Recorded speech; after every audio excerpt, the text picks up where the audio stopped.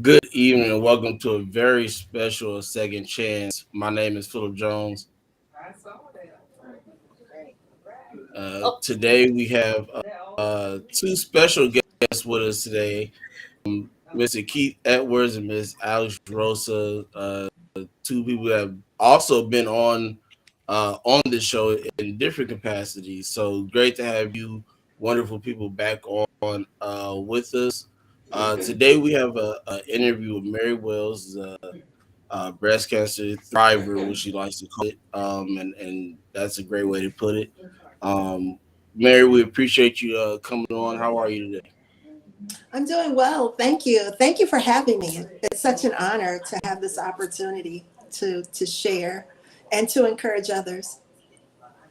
Well, we appreciate you coming on with us.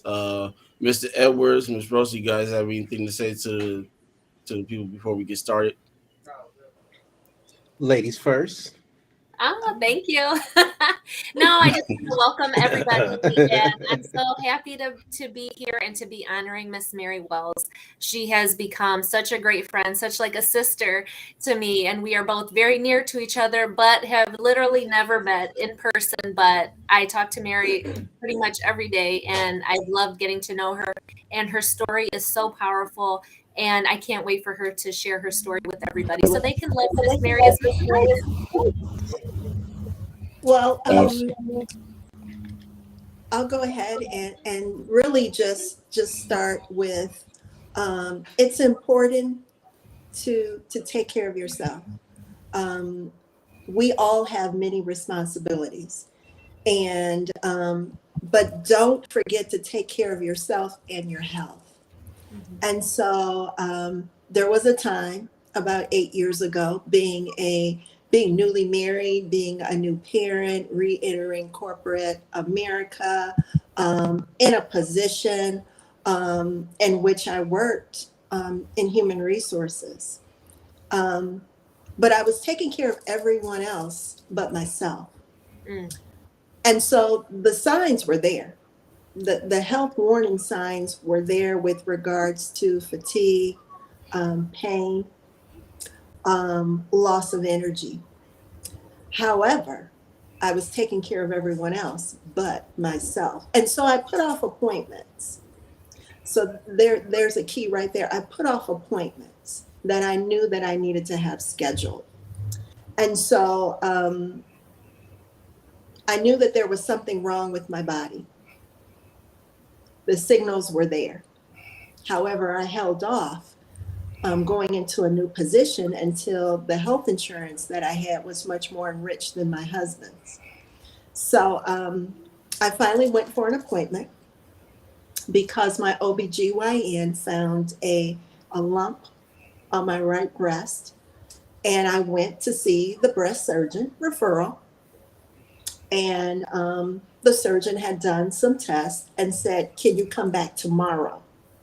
And I said, "Tomorrow?" I said, "No, I'm not coming back tomorrow. I just started a new position. I just can't just take off like that."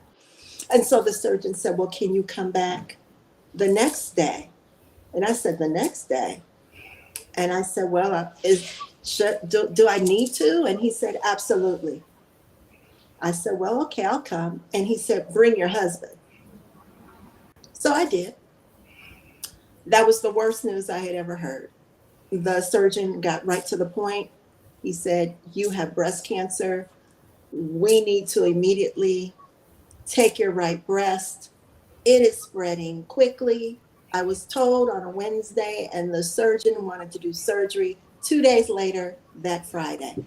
Literally, I lost it. I said, "Wait a minute, this is too fast." I said, "You just told me you just gonna just put me in surgery, just cut me up." That was literally what I was saying. That's the frame of mind that I was in. The first thing I thought about was death, and being a new parent. And my child was only two, and my only child, the only one that I could have and was blessed with, and a family. And you're telling me that I'm going to die. That's basically what I thought. I was not in relationship with the Lord.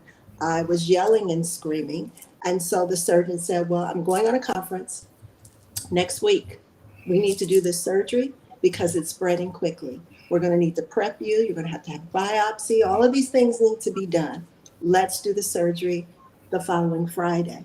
And I agreed, literally walked out, left my husband, went straight to the breast center. They were ready and took me to the back.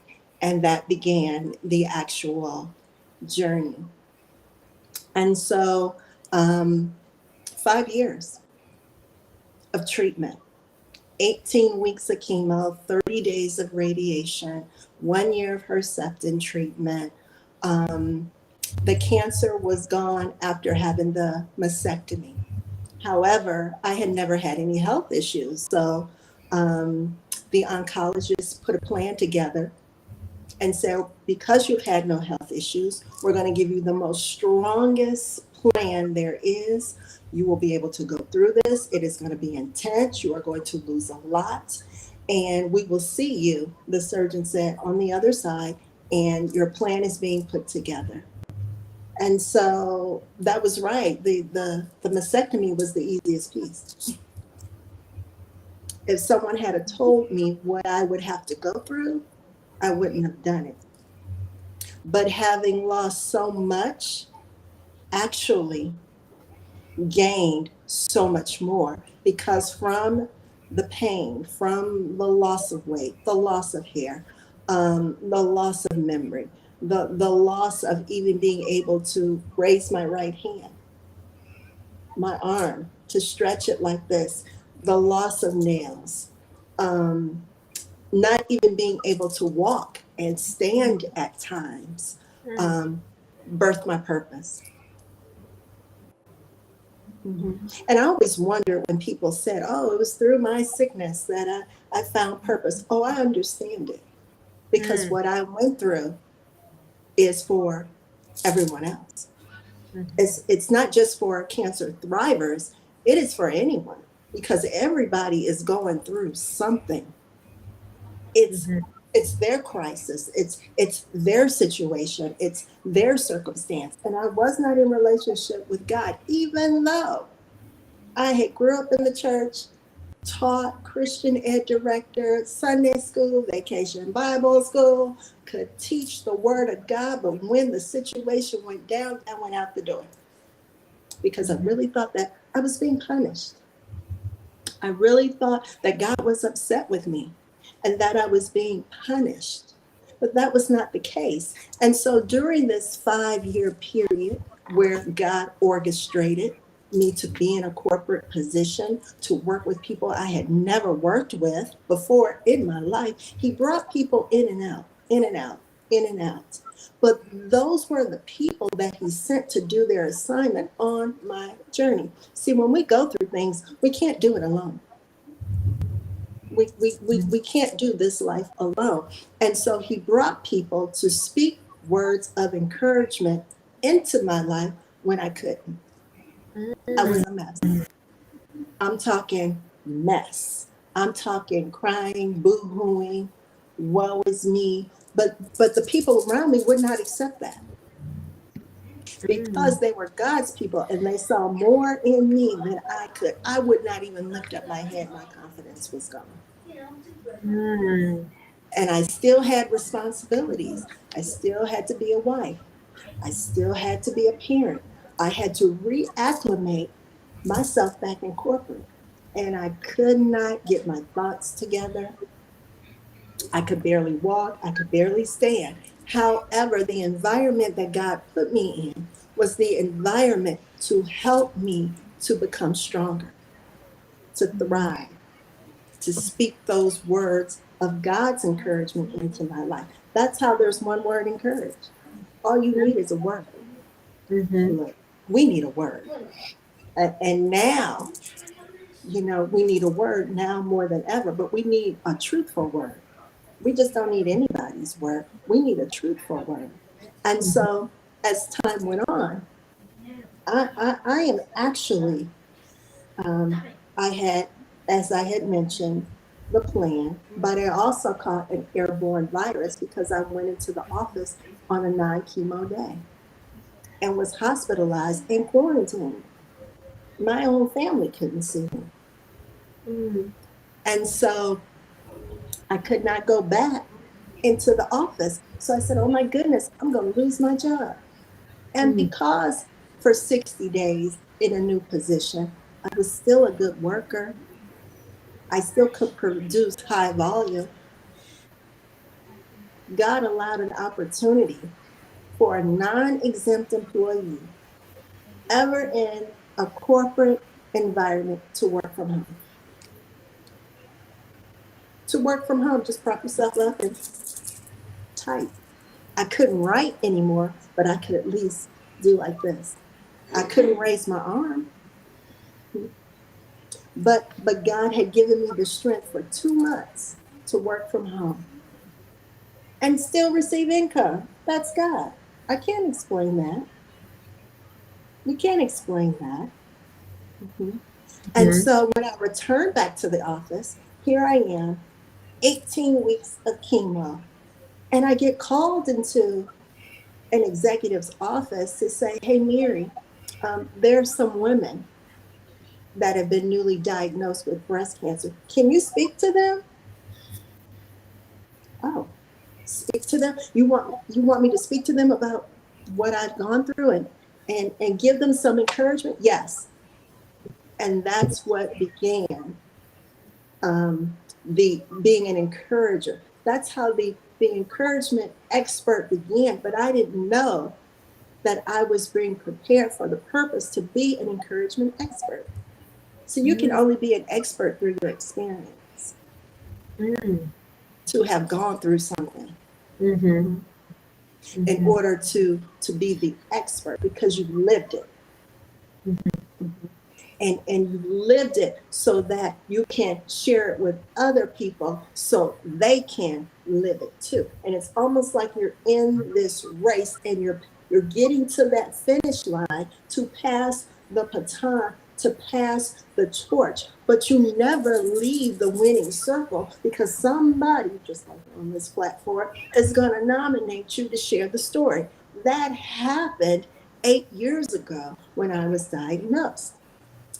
And so here we are on the other side to share the story. People need a word. And you will never know where this particular testimony is going to reach. One word, encourage. I need God's words of encourage. And I need to share it worldwide, because people need to thrive.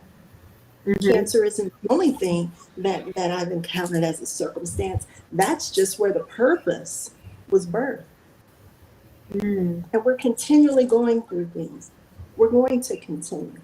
How am I going to win? How am I going to continue to win? By remembering what I went through. If I went through that, if I went through this, and God has brought me from this, He will continue to do so.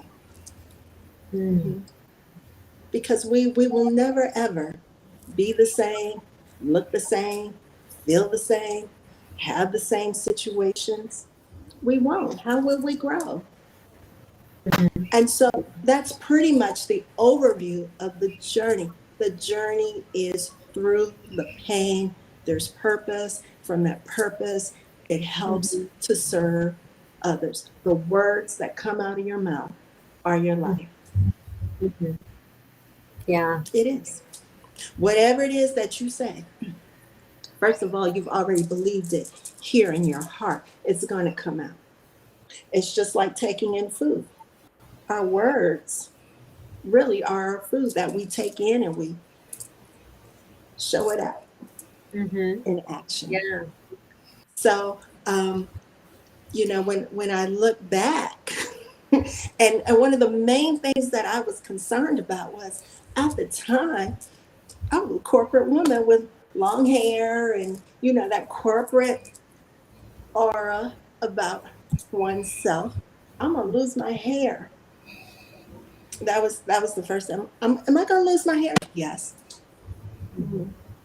And health professionals have to tell it like it is. They can't spoon feed. This is what's going to happen from what it is that you take. Yes, you're going to. Oh my goodness. However, the texture of my hair, I love, because it's curly and I don't have to do that much. I don't have to do that much. It's just, I always wanted curly hair. hey, I received curly hair. But I'm so grateful. But when I finally saw myself without hair because I had a custom wig, I was like, you don't look that bad at all. So I started wearing very low cut, like guys, a fade. And gentlemen would come up to me randomly and say, hey, where'd you get your fade done? Because I love it. And I kind of smiled like if they only knew the story. But but I'm grateful in all things. And it was from that journey, I still had not rededicated myself back to God. I was still going through and growing and going through things. However,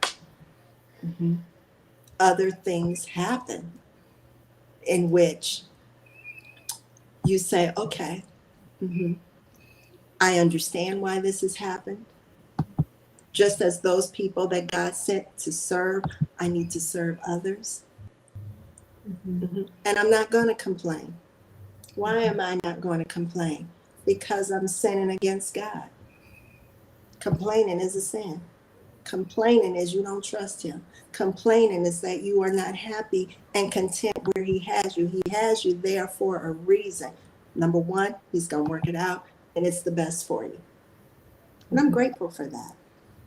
I'm grateful, to even be able to use my time wisely. That's key. When we serve, just like giving this time to someone, it's being used wisely.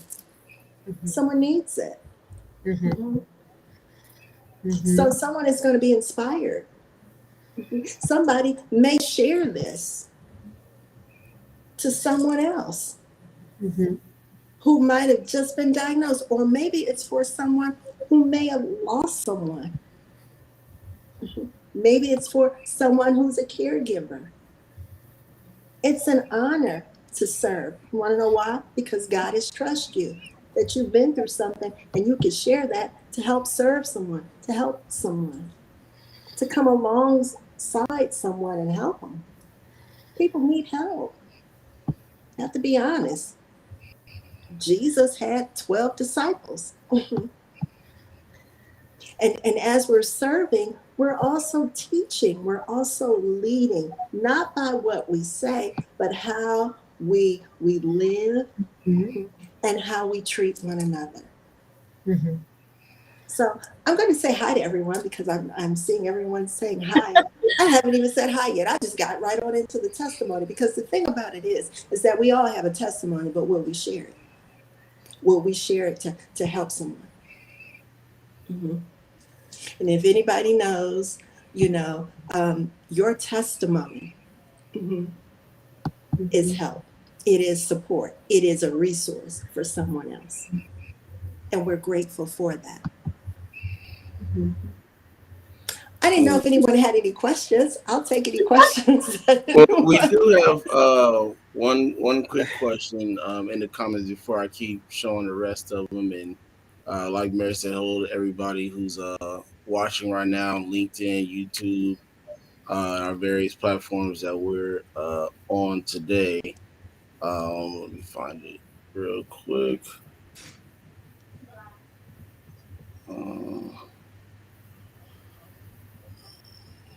Wait 1 second. I just pressed it. Oh, too far.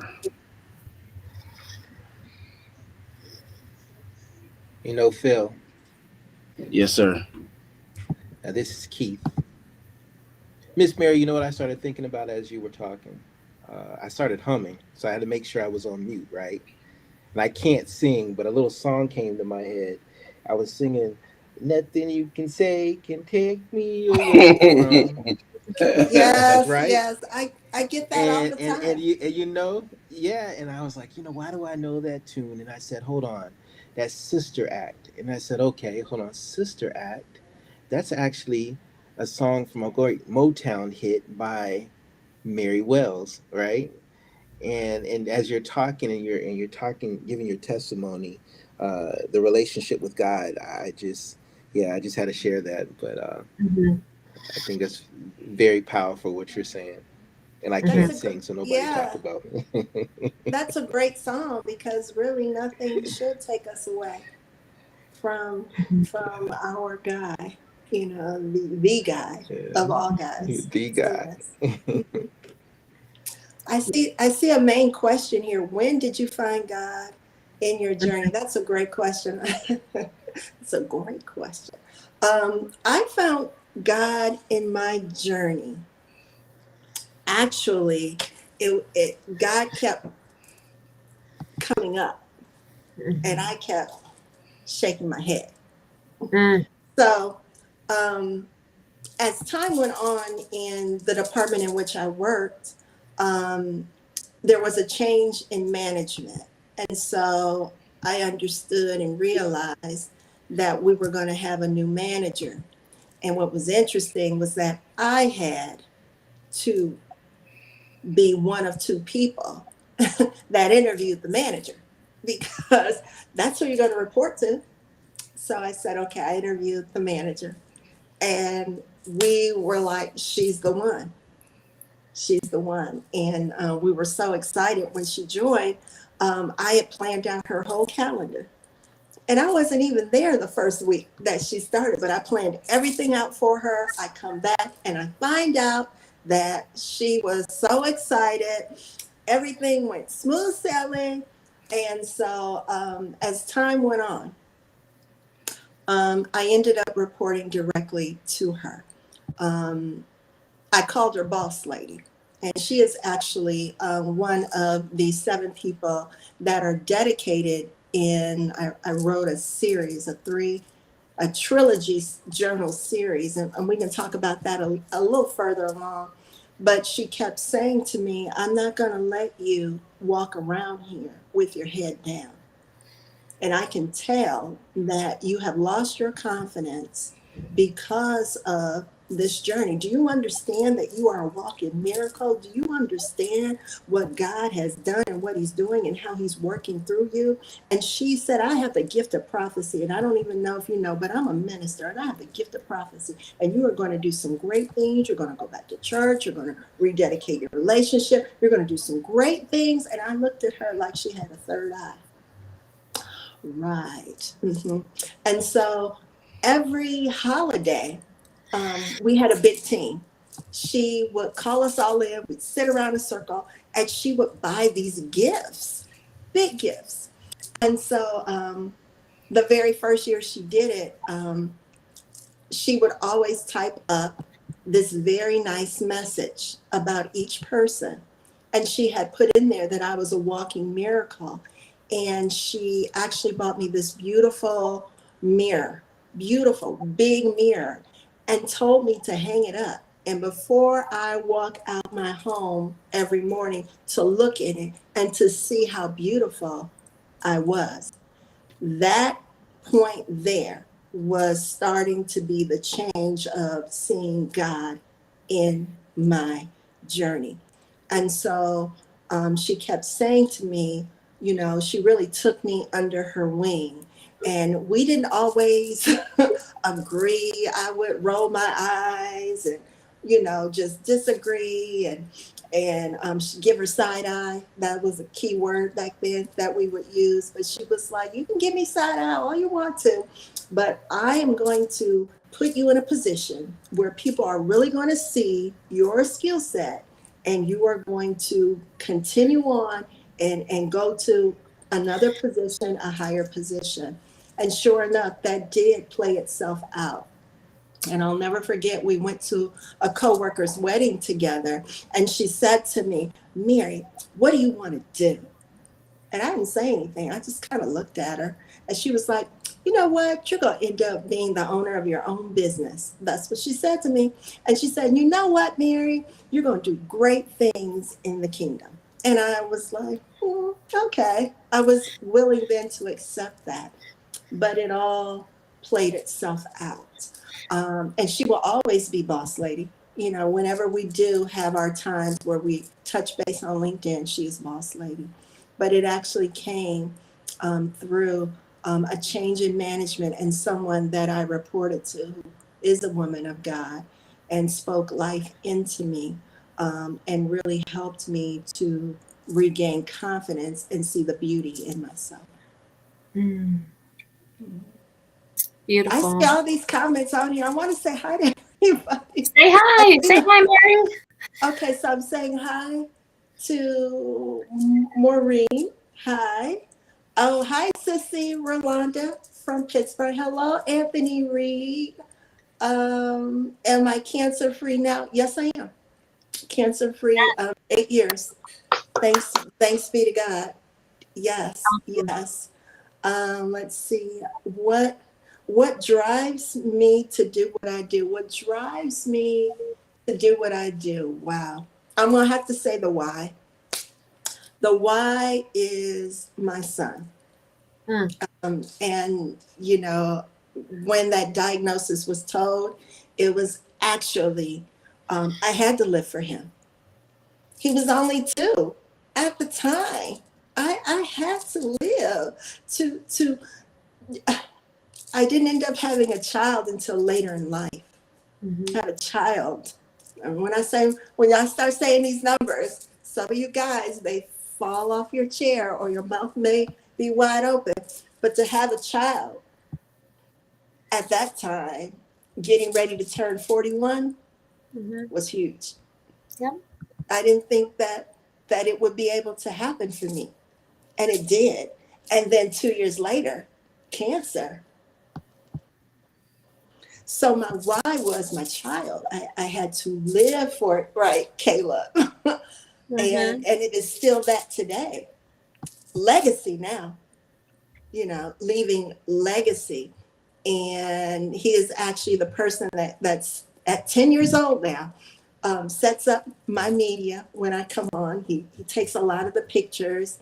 Um, he shares with me new technology. He calls himself the tech enthusiast. Now he is an entrepreneur. He has a t-shirt line, Be Blessed, in the One Word Encourage LLC ministry. But he is the why. And then to add that on, God provided him as a blessing to be a blessing to me. Because when I was going through treatment during the chemo phase, all I could do was lay down in bed. And he would open the door, peek his head in, close the door. And sometimes come up to me and look and smile and go. Because I couldn't take care of him. My husband did. And so that was inspiration to see his smile. He still has that smile today with those dimples that just melts my heart. But my son is the reason. I thank God for giving me the blessing. And also, of course, as God has blessed me, I'm to be a blessing to others. Mhm. Beautiful. Miss Mary, can I ask you about Mhm. I hear when you talk, I love watching you talk, and I hear the shimmy shake when you start talking. And so I see some of those bracelets on your wrist, and I saw some pictures on because you're on Instagram, right? You're kind of like all the places, right?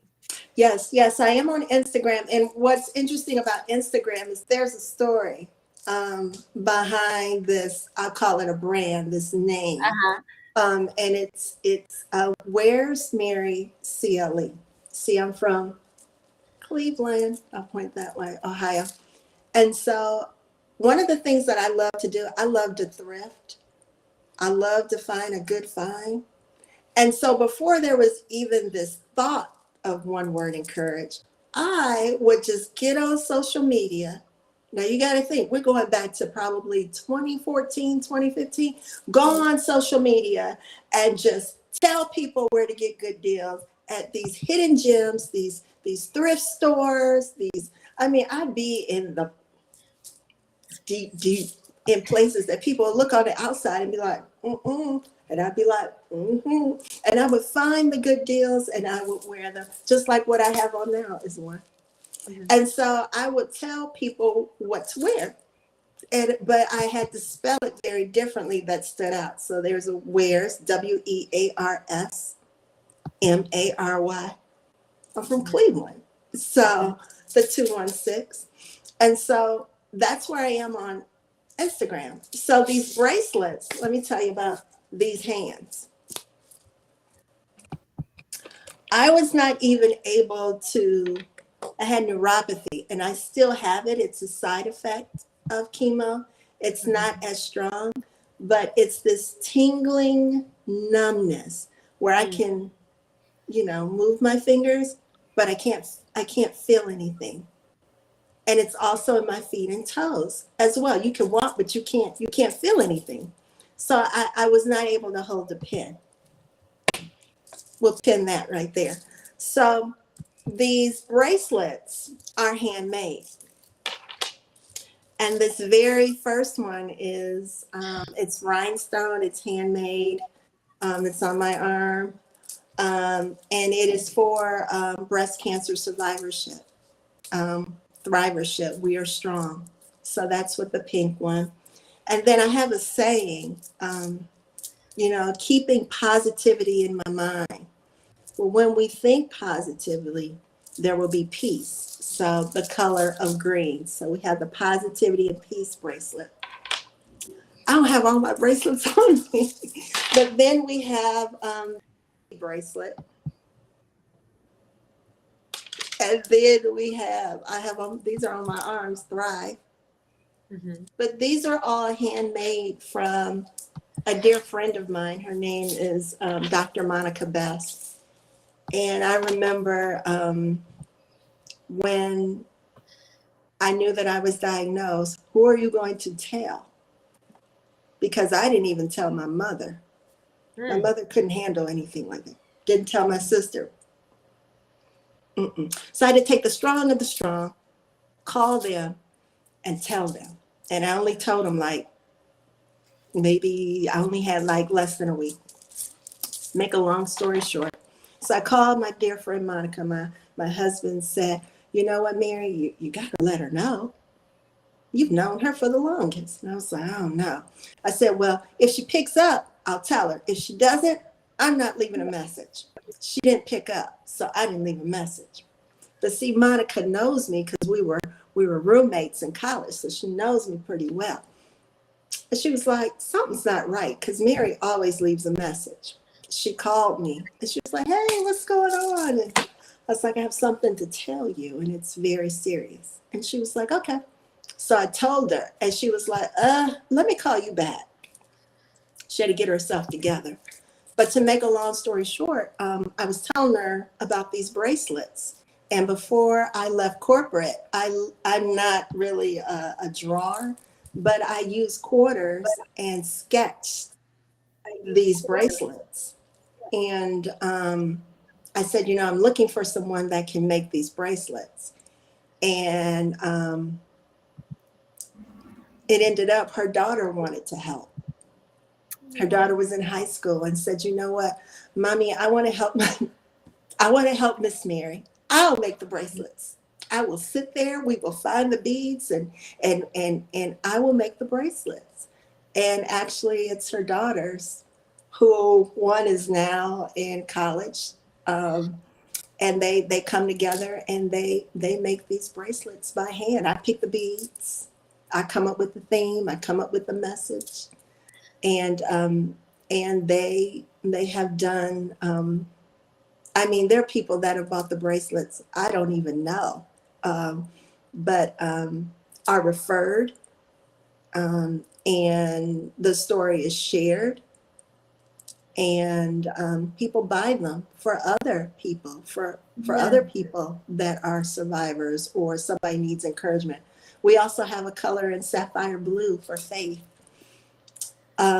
But it's amazing how people, they just want to help.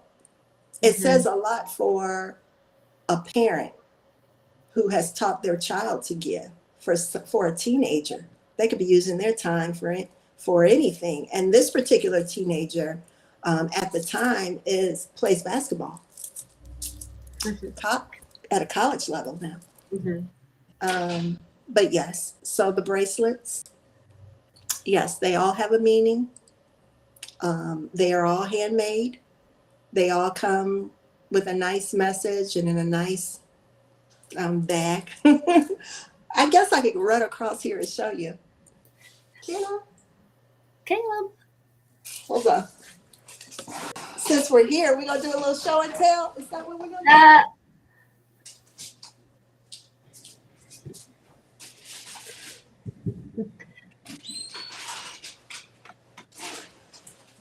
do?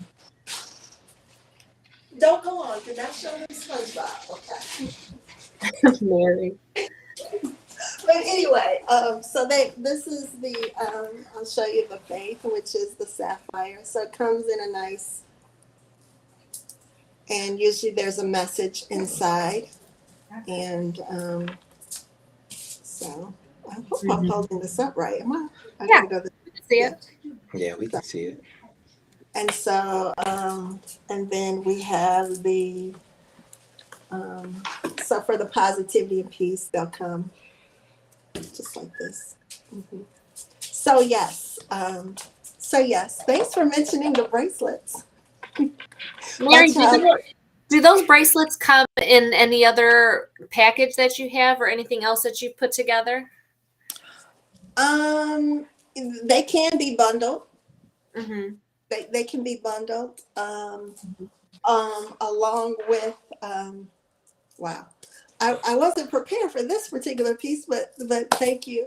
There are t-shirts. There's a positivity and peace t-shirt line, so that's green. There's a breast cancer t-shirt line called Strong. There's the one word encourage logo line, the original. We will be coming out with the new logo very soon. There is a newly created t-shirt line. And the thing about it is when we go through things, we're newly created. We're not the same person that we used to be. So we have to embrace the new people that we are when we have made it to the other side of going through a circumstance. We also have a t-shirt line called Working Hands. There was a time when I couldn't use these hands, but now they're working hands to serve others. So those are the t-shirt lines. And then the very first offering that we've ever had came from me not being able to journal. And it is the One Word Encourage Trilogy series. Here it is right here. And when I thank you, oh, there's so many comments coming up and I'm trying to catch them. I want to say hi to my dear sister, Trina Poole. Pin her right there. We'll get right back to her. But this is the One Word Encourage Trilogy series. And I had mentioned that I was not able to hold a pen and that I was journaling, but I never thought about someone journaling for me during the journey. So that's what this very first one is all about. You journal God's word A to Z for victory. But it's just not a journal. It's actually action plans. So you have a letter and a word, you have a scripture, you have some bullet points, and then an action. And it goes from the letter A through Z. Now, I really thought that I was going to be done. Okay, because this is really for the caregiver. To help someone, to encourage someone. On the back, the journey. I really thought that this was it. And anybody can use this for their circumstance. Maybe you know someone that's going through grief and they've lost someone and you don't know what to say. They're not going to journal, but you could journal for them and gift it as a gift. I thought that was it. That's it. Good. I'm an author. And the very first one went international to the Netherlands. Oh, no. From your pain, you have a ministry. You have a business. So here's the promise. Your business is God's business. You don't own anything. You may think you do, but you don't own it. It's His. It is Him who you work for, even with your time and talents, wherever it is that you work. That business, where you go to, is His. So, journal out His promise. Thought that was it. Yay, I've done 2 journals. Yay. Nope. Because cancer isn't the only thing you've gone through. You're going to continue to go through stuff. You're gonna have to thrive. You're gonna thrive. And so we journal out these words. And again, it's kind of like I wanted to. God had said to me, make it almost like when people see this, they know that this is a continual series. Life is a journey. Life is a journey. So that was the very first offering, was I'm going to give back by creating journals. Because we, not only is it what the word is, okay, you put into action, write it out. You can go back to it. Or maybe you want another set. There are people that actually, they gift them. That's their way of sowing a seed. That's their way in which they give. There are people that can't afford it. So they'll buy a subscription, 3 months, 6 months, a year, and say, hey, you give them to whoever you know will need it. So we do that too. It's a way of giving. You know, Mary, the one thing that I really love about that, especially that first one, and I kind of wanted to throw this to Keith a little bit too, for both of us coming from the healthcare provider perspective, we know that caregivers, that the family members and the people taking care of the patients sometimes need just as much TLC and care and attention as the actual patient. So I kind of wanted to know what Keith's thoughts, like nursing perspective kind of thoughts were on this journal that you have especially for caregivers, that you intended to be from a caregiver you. So I wanted to kind of know what Keith thought about that. No, thanks, Alex. You know, and that's a very good point, because a lot of my background is in the dialysis space, and with this being National Kidney Awareness Month, one of the first things I asked Philip was like, "Are you sure you want me to be on?" Right? But I see why he wanted me to be on, kind of a maestro in it. There's so many similarities to what I've seen patients go through in their process, right? And the thing that came to my mind is caregiver role strain. And it's so real. It's real in dialysis. It's real with those that are challenged with breast cancer and any disease process. And this, so as you're talking about the things that you have, I'm thinking about how those things would bleed over, no pun intended, into the world that I'm in every day. All right. And then another thing, the enthusiasm that you have and just talking about your journey. It reminds me of Philip and Tafaro and all those that I've had a chance to meet. And I'm always marveled at just the, specifically with breast cancer awareness. And Alex, you may remember this even in nursing school, right? How the education is implanted early, right? And so the question I wanted to ask both of you is, as far as the awareness and then finding out about your diagnosis, the stigmas that were related to you, did you feel like there was a mountain of support? And Alex, for you, as far as just the education that you received about, just the different things that you can do for breast cancer, as far as in the prevention aspect, if you could speak on to that. Oh, sure. Mary, you can go first. You the guest. Oh, real quick, I'm sorry. Before we go into that answer, I'm gonna do this commercial real quick, and then we can come back to that question. Okay.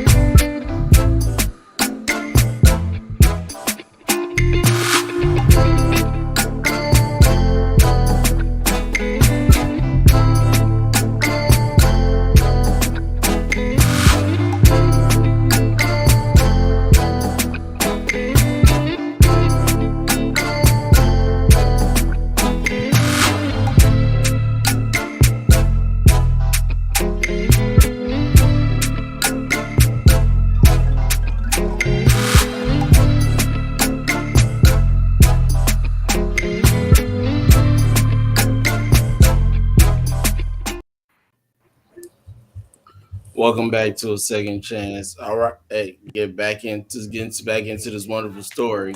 I believe it was Miss Mary. I was getting ready to answer a question. I'm sorry, what was the question again? I think I Yeah, yeah. Let me simplify that question, right? okay.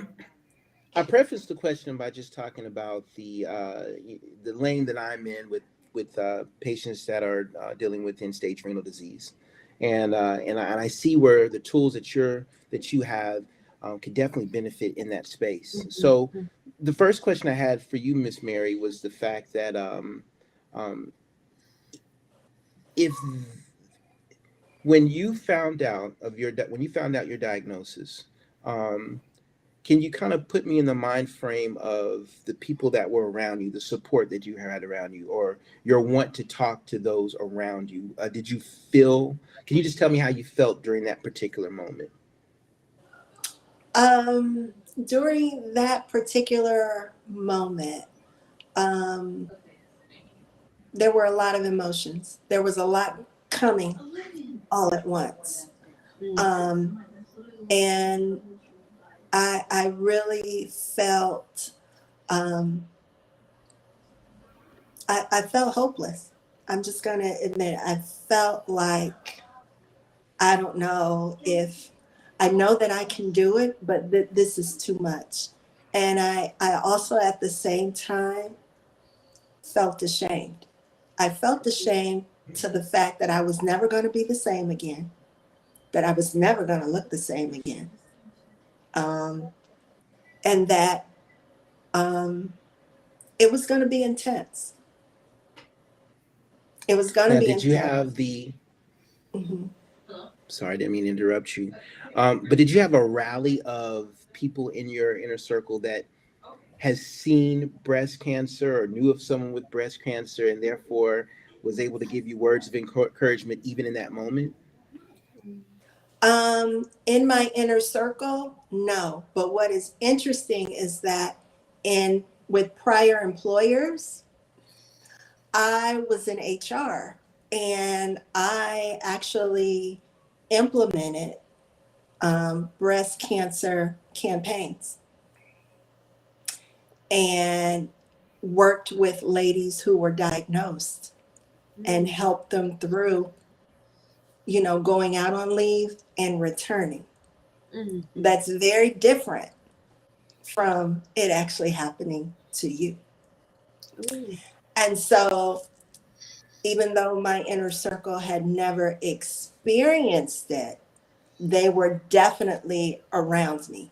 They were not going to accept that I was just going to lay down, that I was just, it had reached a point where one of my, I call it co-survivor, because right there with me, there was one of them who actually served as the mother figure. Keep in mind, I couldn't tell my mom. My mom couldn't handle anything, nothing like that, because my mom worries. And so she said, you know what, I don't have a job right now, but you know what I'm going to do? I'm not even going to start looking. What I'm going to do is whatever it is you need, wherever you need to go, I'm here. And so she actually would be with me when I would go in to meet with the oncologist before the treatment for that particular day happened. Because I lived at the time, on the east side and had to travel all the way to the west side. Wow. So going from Cleveland to a suburb that's far out on the west side, it took some time. So the plan was we had to keep her here basically all day on a particular day so that she can have about 4.5 hours of chemo. Wow. And so as time went on, this particular care co-survivor was the one who said, come on, now you're going to have to stand up, you're going to have to walk, you're going to have to hold on to this cart, and as we go grocery shopping, you're going to have to just take step by step. I cannot allow you to just not do anything. Even eating, you're going to sit up in this Bob Evans, and you're going to have to feed yourself. You're going to have to do these things. It's a rebirth. It's okay. You look great. Rock the short hair. And so that was one particular person who served in the capacity to say, I'm right here with you. Mm-hmm. Even when I caught the airborne virus, I called her. She said, just bear with me. It's 2 a.m. Southwest General Hospital had just opened their new emergency. And I was one of the first patients. Thank you. As my child brings me a brownie. Thank you very much. Okay. I'm good to go. But going there and traveling in the winter, and it was a bad winter, ice on the road, 2 a.m. So she was one. And then Dr. Monica Best, even though she's in Pickerington, Ohio, I'm going to pray for you. And then, my son's daycare, we will arrange special arrangements so that your husband, if he takes you to your appointment, and if you're late, we're not going to charge you aftercare. But then in the hospital, I was assigned a nutritionist, a social worker, a nurse. So had people making hats, was given a quilt, just all kinds of blessings that were given. But that inner circle, I had another friend. No, Mary, come on, it's the holidays. You got to get Caleb something. We're going to go out here in the snow and we're going to go to TJ Maxx. Are you crazy? I don't even feel good. You got to get up. You got to get some air. So get yourself together. If I got to come and help you get dressed, I needed that kind of push that was needed, because they weren't going to let me just lay around and lay down all the time, So yes, they were there. Yes, they were pushing me to even during that, be great. Yeah. Yeah, that's remarkable. And Alex, I had a hidden agenda with that question. That support, you and I both know, we all know here, is that coaching, that support, that awareness from the people that love and adore you. That's the key, in my opinion. And Alex, the question I had for you, which was kind of layered in that, was, I know that in the space that you're in, teaching that to not only or specifically to nurses and students, that empathy and things of that nature. Could you speak on that? Because that's what I see in that, is that, understanding or having that empathy and then trying to support that person going through this process, and how key that is to them thriving. Yeah, definitely. And that's why I really love that journal that you created, Mary, because it's such a great way to just start the conversation, because that can be that could be just the first barrier right there, is, oh, we can't talk about this. We can't talk about, because it's going to hurt somebody's feelings, or it's going to make somebody uncomfortable, or I'm not ready to face this as like the caregiver, as like the husband, the wife, the kid, whoever it might be. They're not ready. But I like that your journal just opens that door. Like, it makes you face that. And that's what you have to do. And just like what you did and what your team helped you to face the reality, the day-to-day reality. Like, Mary, you just can't lay around. Like, there's life to be lived. You're here. We got to live this life. And I think as a nurse, and kind of what I talked with Keith about earlier, like, you're talking and having conversations with your patient and preparing them for the reality of, after you leave this place, you have a whole life to live now, and how to do it. And so maybe we'll kind of teach you from the medical perspective, right? But that's why I like to bring my holistic stuff, because I'm like, if you got a life, like, we got to teach you about the other things, but that's a whole nother thing. But then also teaching other healthcare providers and other nurses, this might be our day-to-day. Like, we might have 2 or 3 cancer patients that we're taking care of. So it becomes another patient to us. Sadly, that's what ends up happening. And that's why I'm like working to change through a lot of my education, but it just becomes just another patient. But for you, you're the patient, you're the only patient, and it's your world. and it feels like you're the only one going through it. And so we need to just really tailor what we're talking about to you, to that specific patient, and really getting to know them and talking to them. And that's why the hugest thing I teach is get to know your patient, talk to them. They're a person, they have a life. And just being able to talk to them and to know their fears and know their concerns and to see their family and to see what they do have to face when they leave, that can be such a huge part of how we tailor our teaching to that patient. So I really love your journal and what the message that you're putting out there and how you're blessing other people with your story and with all of these tools that you are providing for them. I absolutely love it. And I know that you are blessing people in another way with a kit that you have created. And I absolutely love this kit and everything that is in it. And every person that is going through this type of journey that you've gone through, I mean, it's such a great gift to give to somebody, but also to have for yourself. And I was hoping you could kind of talk to us a little bit about that kit that you have. Yes, yes. They are the breast care awareness essentials kits. The essentials. I'll try not to get too teary-eyed and maybe break down, but I clearly heard God say, you got to go back to the beginning and offer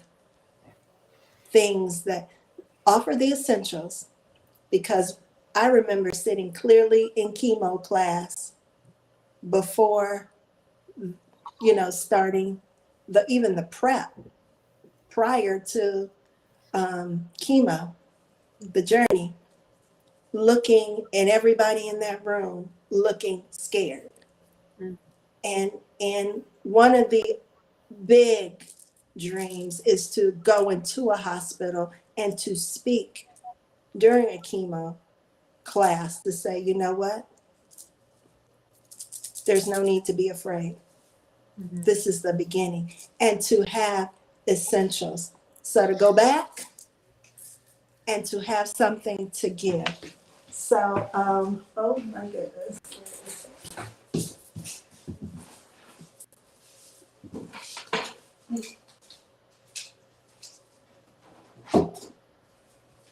Sorry, one moment. Let me get the kit. Philip, you know I'm taking notes, right? Trust me, I know. you and Cook are one alike. You know that brain is spinning. Yeah. That's why I stopped writing questions down long. I wrote about 7 good questions and I left it alone. I said, if I keep writing, I ain't gonna have no pens in my house. And so the kit, to tell you about the size of the kit, it actually comes in a nice blue mailer. The kit itself is 12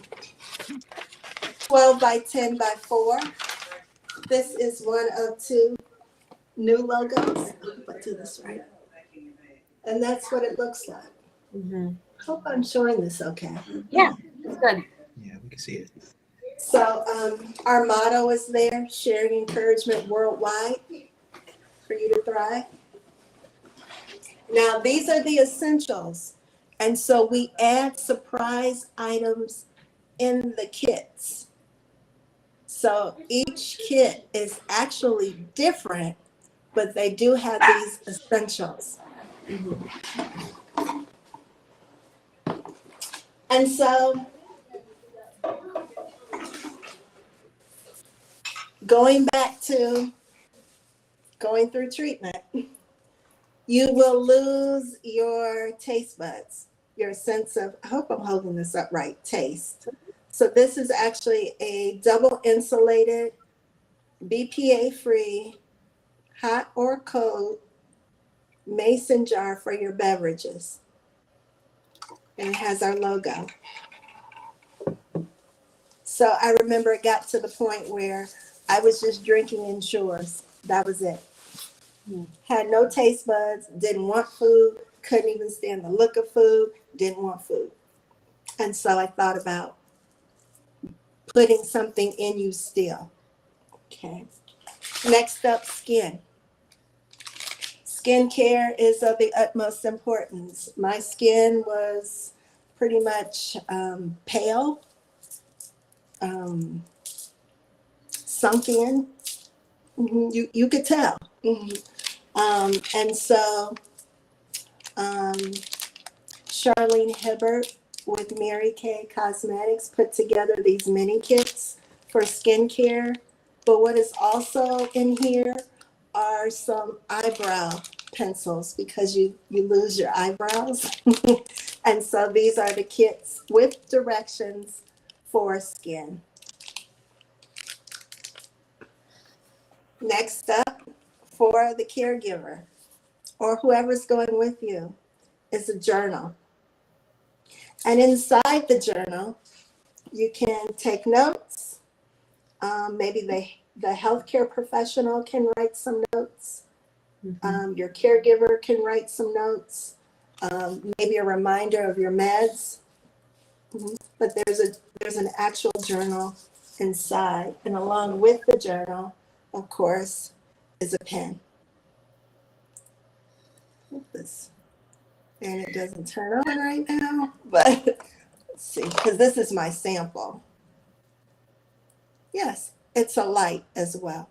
Oh, So this is very important because I remember going through one of my chemo sessions. My vision was blurred the whole time. It was blurred for about 24 hours. So the patient next to me kept asking the nurse to check on me because my vision was blurred. But this also serves as light.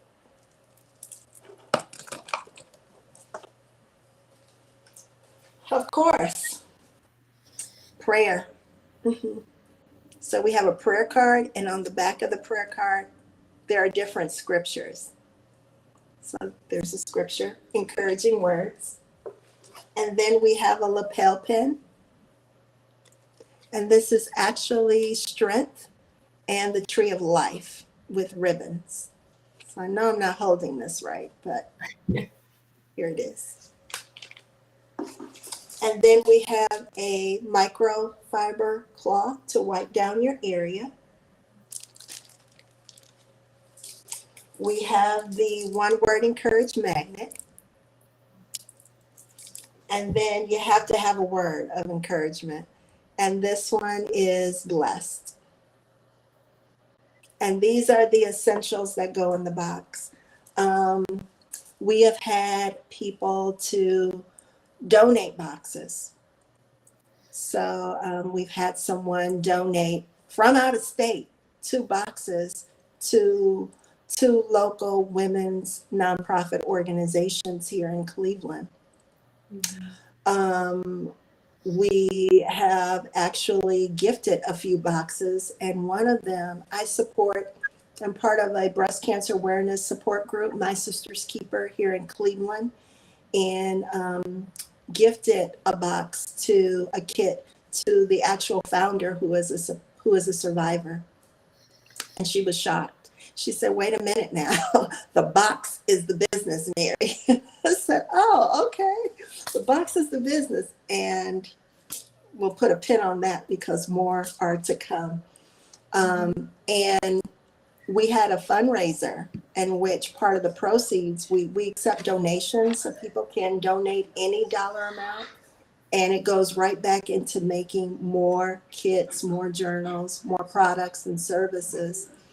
And the person that won the drawing actually gifted the kit to an actual person getting ready to go through chemo.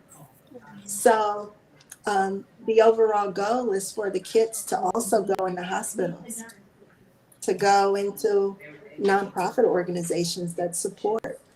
The kit is essential. I wish someone had something essential and handed to me when I started the journey. But it's very encouraging. And also it's a great gift for someone who finishes or someone that's going through it, or the caregiver to help with the patient. Say, come on, you're going to drink this Ensure, so we're going to use this. Or, and let me give you a word of I'm going to pray with you, but And you might not know what to say, but here's a scripture, Mm-hmm. or you can just gift it because you don't know what to say. You might mail it, you don't know. But I want to give you something because I care. Mhm. So yes, these are the kits. They actually were launched last month. So we're excited. We're excited about the kits. That's 10 months in the It's great. making. 10 months, and I want to thank Regina Ragland, who actually is with, oh gosh, Essence Upscale Promotions out of Michigan. But I do want to say something also about community and about when you share your journey. Um, there's a wise woman that says that your name will be mentioned in rooms full of opportunities. And so there are a lot of people that I see making comments and are inspired and I'm grateful. But there's a community here that I don't even know if you know about. It's how I met Alexandria. Mhm. And it's called the Global Pep Squad. That is how I met Gracie and Dwellin and Rolanda and Trina Poole and others. But it was a way in which the ministry encourages, but it encourages through different ways. I'm here on this with this community, with this ministry, encouraging the Global Pep Squad, Tisha Hammond, the small business cheerleader. Um, it was through, her faith-based talk show that gave another opportunity for me to encourage, to get people engaged into a conversation, to encourage people that are in ministry and entrepreneurship. But the biggest picture is there was a time when I couldn't even think, when I couldn't speak, when I couldn't form my words. But to be able to come on and say, will you share your testimony or be a referral or lead a global pep squad or write for a women's global magazine about breast essential exams, that's a lot. What does it say? That God can bring you through anything, that there is nothing impossible. I would have never thought in the early 2000s that I would leave a corporate job, and go to those levels to do a purpose where the levels are unlimited and the people that you help and the things that you do are unimaginable, and so this thing here, life, we're going to go through some stuff, but let me tell you, the good stuff always outweighs the circumstances. So I'm very grateful for any opportunity that someone says, can you share? Absolutely. Because there was a time I didn't even know how to form words to share. I couldn't put anything together. I couldn't do anything. I was just there. But I didn't know that being there would be eventually for this time right now. So very grateful. And I will always say, there's just so much that has happened. And one word encouraged has been serving. It'll be 3 years in October. 3 years. Mm-hmm. And it's been an amazing journey. I smile. Do I have moments? Absolutely. Does it get overwhelming when I look back? Absolutely. Mm-hmm. But it's made me so much better than what I was. So much better. Thank you. Okay, you guys got questions? Y'all got any questions? I don't know if everybody's still on here. So let's see. What's up, good people? Oh, Trina Poole. I did want to mention Trina Poole, just the beginning of this year, she's an encourager too. And excuse my son, he's laughing. But she's been wanting us to come together. Hi, Sissy, Rolanda. To do something, to serve together. And we tried a few things. Excuse my son, Caleb. And, but then she said, Mary, the Holy Spirit told me that I'm supposed to serve with one word, encourage. And she's been blessed with a new position recently. When she said that, I was like, "Oh, okay, okay." So I sat down and, with God, and put together a job description, and we met. And what should have been 1 hour ended up being 3 hours, and eventually she was like, "Yes, I'm ready," and she is our first staff member, and is our client services strategist. And I just basically said, this is what's needed, and to go. And last month has been the biggest month. I mean, it's like, okay. And I'm a student too. I'm getting my second degree in theology, missions and ministry. And I'm like, whoo. I mean, you got all this. I mean, but I don't even have to think twice, because she's doing what she's gifted to do and serving. And so I'm grateful, because now God is bringing more people. We just haven't announced them yet. Mm-hmm. We haven't announced them yet, because I just wrote the job description. Sounds like a follow-up interview coming up, right? Yes. And so, but here's the thing, when we are focused on the one thing that we're good at, look, you need a word of encouragement, I'm here. But all that other stuff that people are good at, nothing do it. I don't do it. You can't do this by yourself. And my mind is always thinking, because I'm the visionary. That's what I'm to do. Big, think, encourage, speak. So now people are asking me, will you come and speak? Yes, I will. Yes, I will. Because there was a time when I couldn't even stand up. Couldn't even talk. Will I? Yeah. Because somebody needs it. Yeah. And I'll tell it in a way where, yes, it's serious, but it's comforting to know. Go through it. She went through it. She couldn't even use her hands, and she couldn't even think. She couldn't even sit up to eat. Couldn't even take care of her child. But it's all true. Somebody needs to not only see it, hear it, but maybe be in person to be like, yes. Be encouraged for the extra house. Yes, she is. I am here to serve. Okay. Hi. I'm still seeing these comments. Yeah. So Alex, I was sitting here, and I'm gonna completely be honest. I was letting Phil know. I said, Phil, you gotta have a follow up with her. You got to do something in the future to see, because I see big things for Miss Mary and everything that she's doing, and bringing awareness and support. And I see big things for everyone here.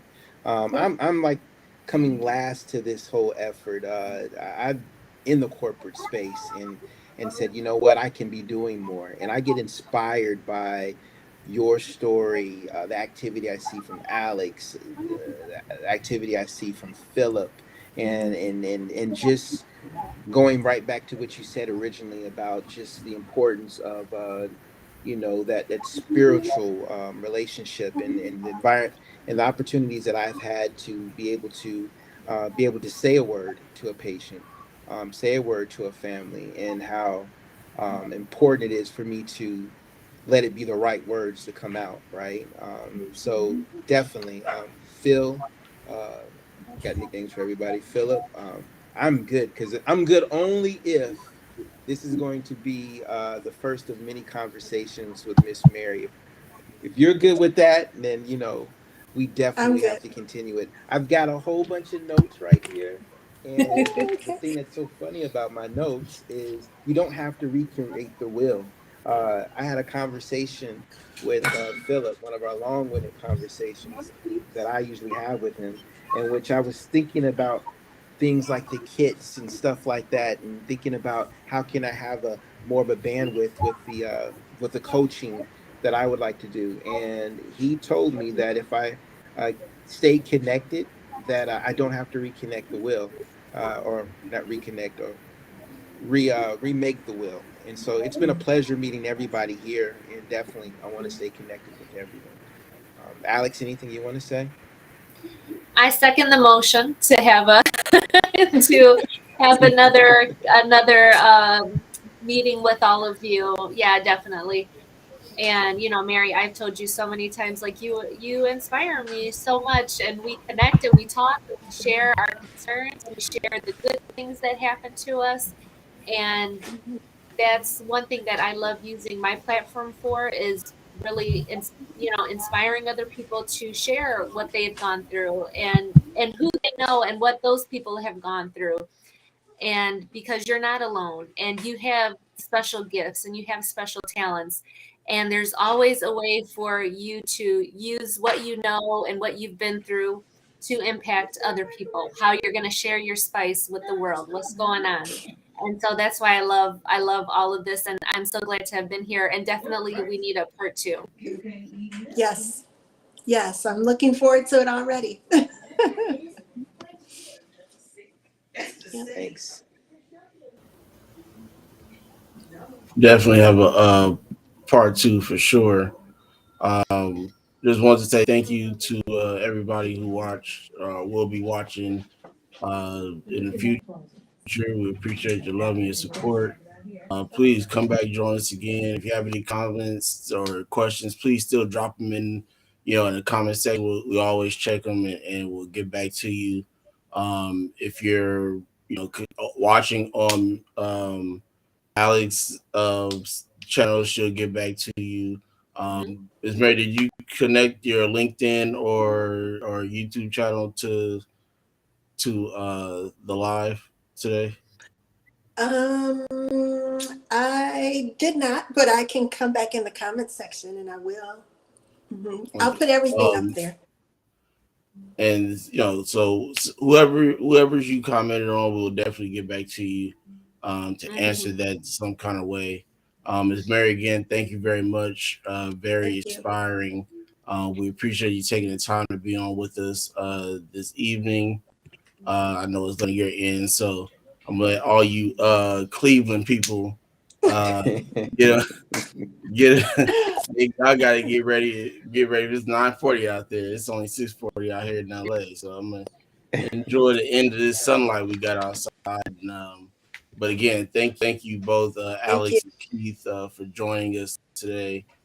Definitely look forward to having you back. Yes, Ms. Mary. I did want to say something. I wanted to give my website.